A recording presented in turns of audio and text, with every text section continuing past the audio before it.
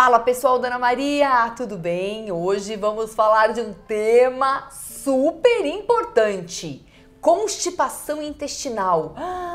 Tem muita gente aí, que não tá conseguindo fazer cocô como deveria, com a frequência certa.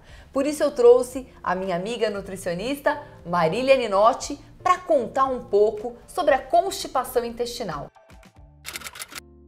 Eu quero começar falando do diagnóstico. Como é que a gente chega nesse diagnóstico? O que você falou, Bianca, está bem crescente, né? A gente está vendo esse sintoma bastante. E não era no consultório, comum. não era tanto. Então, para eu saber, né, para eu dar o diagnóstico, quem dá o diagnóstico é o médico, tá? Porque ele vai excluir também alguma má formação, que é mínima. A incidência é bem pequena, a gente vê mesmo que a maior parte é ambiental, não tem jeito.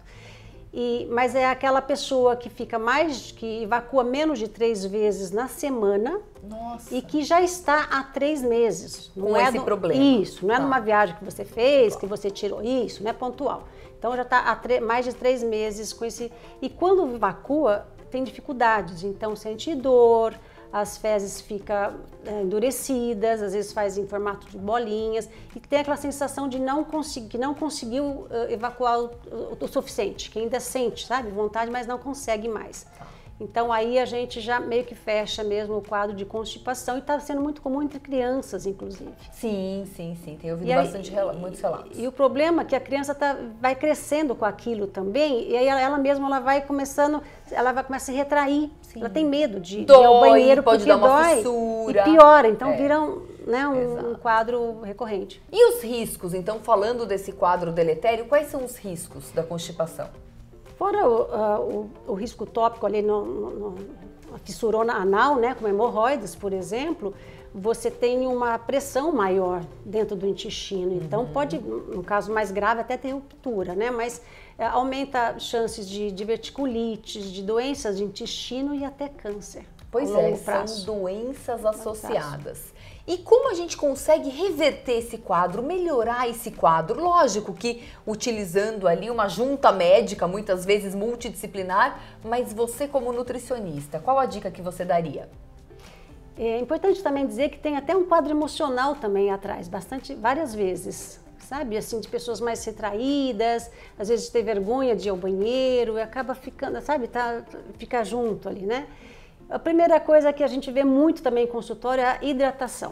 Hidratação. Na bioimpedância a gente vê muito isso. Não, eu tomo muita água, eu tomo bem água, mas você vai ver uma boa parte está desidratada. E bastante tem a ver também com a falta de foco, né? Que a gente está muito focado em várias coisas, né? Trabalhos, em família e tal. E você acaba esquecendo da água por dia. A gente recomenda 35 ml por quilo de peso, para você fazer a conta. E a dieta baixa em fibra. Porque tem que associar a fibra à água. Sim, senão aquilo foi feito. A gente tem toda a natureza, todos os vegetais, frutas que foram justamente para a gente, né, se prover disso. Sim. Então, com essa vida mais atrelada, menos cozinha, as pessoas às vezes estão deixando na cozinha refeições mais fáceis de fazer. Já pronto. Então a gente está comendo menos fibra, menos fibra, né? A média que a gente pede de uns 25, 30, no Brasil a média é de 10 gramas por dia. Então assim, isso.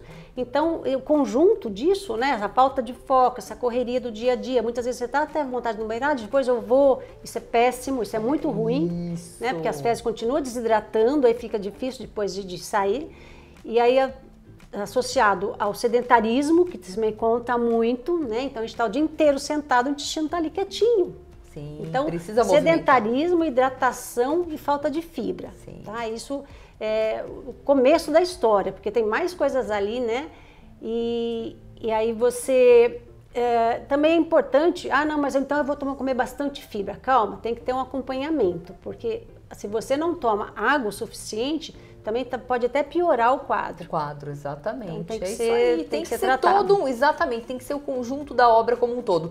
E lembrando que fazer cocô é um desafio gravitacional, porque o intestino, né? Você imagina os movimentos peristálticos, você precisa ali romper a barreira da gravidade para depois conseguir fazer evacuação. Então a parte de atividade física, gente, é super importante. O corpo, os músculos de forma geral, né, eles precisam ser trabalhados. Então a dica que fica é essa: atividade física, uma alimentação rica em fibra e muita água.